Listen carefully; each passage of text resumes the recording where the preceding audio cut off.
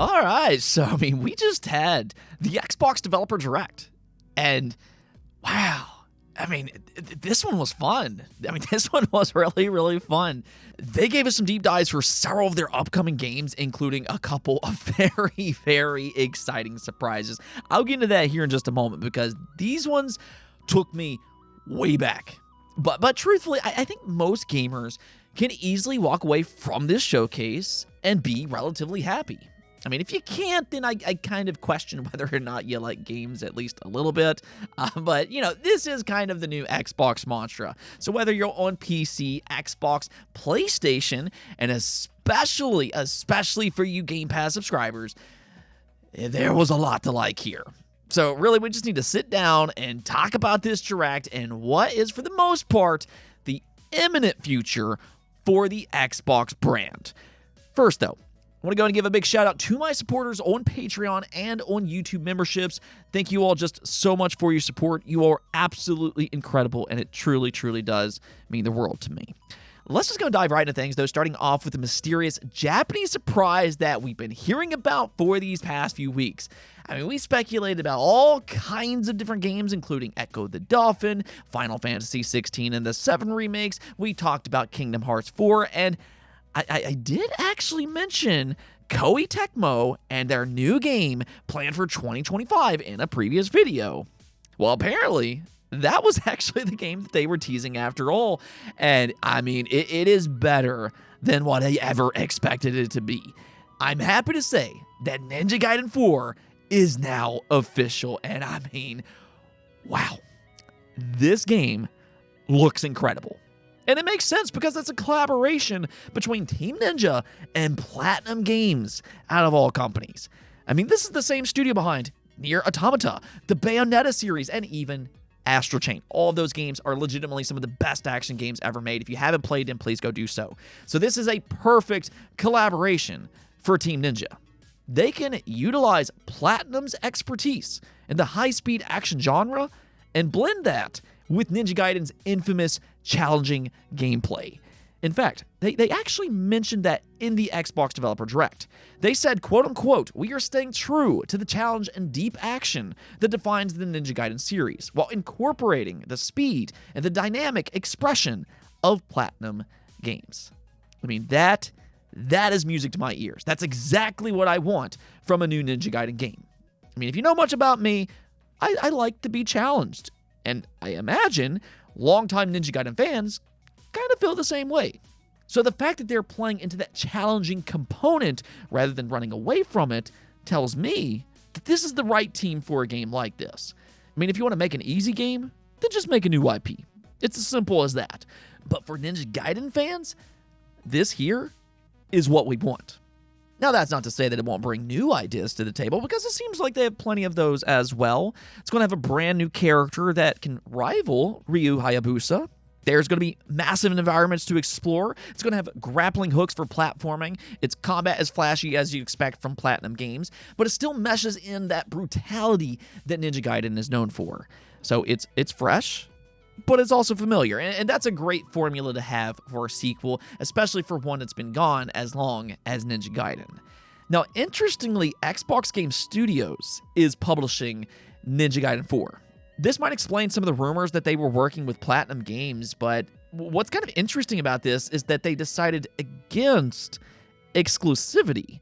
Now, I'd say this is probably also a good sign for you Kojima fans out there on the PlayStation 5 as well.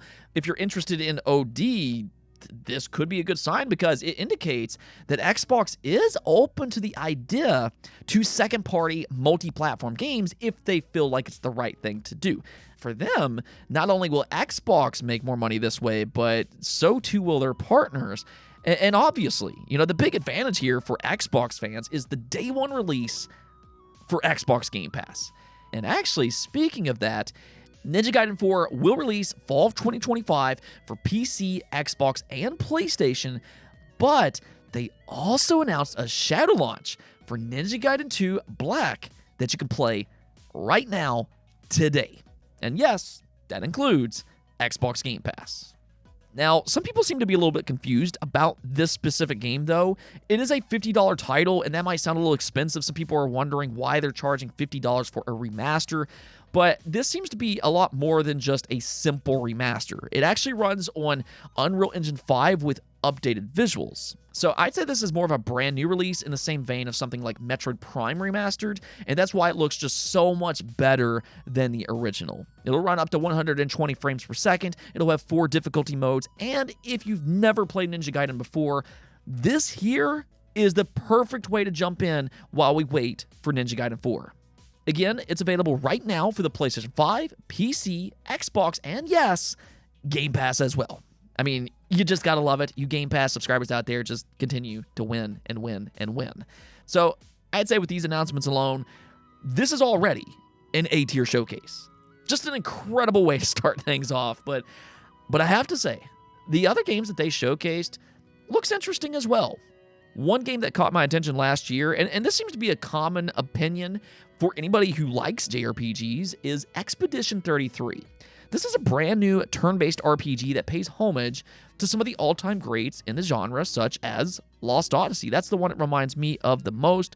But Expedition 33 wants to approach the genre with new ideas and AAA visuals. I mean, this is something that we don't typically see for this genre. The thing about this team, though, and I've said this before, is that they seem to just kind of say the right things. And I think that's a part of why this game speaks to the JRPG community. And that continued on today. They even revealed that it has an overworld like we used to see in old school JRPGs. So I love that. And they also mentioned that they want to tell a rich and unique story. And that's something that fans of this genre absolutely expect. If you're going to make a JRPG, you need to have a good story. And at least from their description, they sold that idea. Apparently, it's about this world where every single year, there's this countdown number that lowers, and what happens is that everybody above that number will die. So it's now on the number 33, hence the name of the game, Expedition 33. This group of people are going to fight to expel this mysterious number before, they all die. It's very dark, and I think it's at least interesting on paper, but, of course, it all comes down to the execution. The reality of the situation is that you have to have more than just a good idea. There's a lot of games out there that have had good ideas, but don't turn out to be great games. So all I can really say for now is that Expedition 33 has my attention. And hopefully it'll be as good as it looks, because it could potentially be a standout game for 2025 if they can execute properly. It will be available on April 24th, which again includes Xbox Game Pass. Then, and I mean, oh my, because we need to talk about the other star of the show. I mean, this should be zero surprise whatsoever, but id Software, as expected, seemingly cooked once again. My goodness, they are incredible when it comes to the Doom games, and the Dark Ages, it looks insane in every sense of the word. Their idea of making these modern Doom games centers on a unique playstyle. They said that in Doom 2016, it was meant to be run and gun. It's fast-paced, you're going to shoot everything up. But then in Doom Eternal, it was about jump and shoot. It's going to be more acrobatic. And now in the Dark Ages, it's about being grounded and to fight. It's going to be more tanky. Now, it'll still be fast, as you would expect for a Doom title, but you'll use his shield to deflect and to defend. You can also use it to throw, and it looks powerful, it looks fun, and really just as strategic as ever. I mean, that's one of the great things that makes Doom so special. It looks chaotic, but there is a strategy to it, all while giving you that power fantasy. I mean, in the Dark Ages, there's even a flying dragon and a giant mech that you can use. So, I mean, this game just looks just insanely fun, and the great news here is that we're not going to have to wait too long to play it ourselves, because it'll be available on May 15th, which, yes, includes Xbox Game Pass. I mean, come on, Game Pass, what are we doing here? Just so many games. And then lastly, they revealed a deep dive for South of Midnight. This is Compulsion Studios' newest game, and what I can kind of say about this studio is that they have had very mixed results in the past, but they've always had interesting ideas. Whether that be Contrast or We Happy Few, this is a studio that prides itself on unique ideas and art styles, but their games have never really reviewed all that well. So there is kind of a question mark for this studio in that sense. Though admittedly, I actually enjoyed We Happy Few. I'm not going to sit here and say that it was a perfect game, but I really enjoyed its world and its overall story. So with Xbox's support and just, them having a bigger overall budget, I'll be curious to see if they can put all of those unique ideas together to make a truly, truly great game. And what I'll say about South of Midnight is that it is a very Compulsion Studios-like game, meaning that it once again has a unique world and a unique art style, but this time it's inspired by stop motion. Now that's something that we don't really see in games, especially in AAA games like this. So I almost feel like people are either going to love its animations or they're going to hate it. Some people might find it a little bit jarring, whereas other people might find it endearing.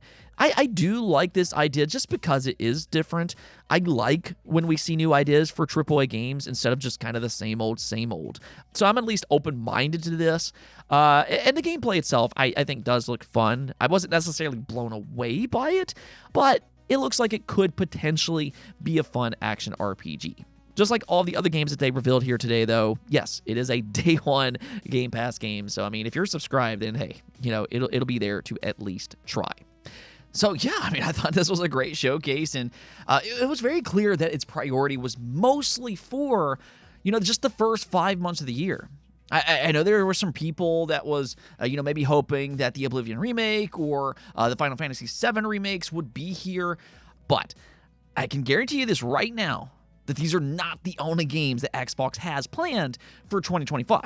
They will have their yearly summer showcase, and if there was any game that wasn't here that you were hoping would be here, then what I can say is just gotta be patient, because they do have more in store for 2025, which I mean really kind of says a lot about their pipeline for this year. This could actually be one of their best years in terms of first-party and second-party releases.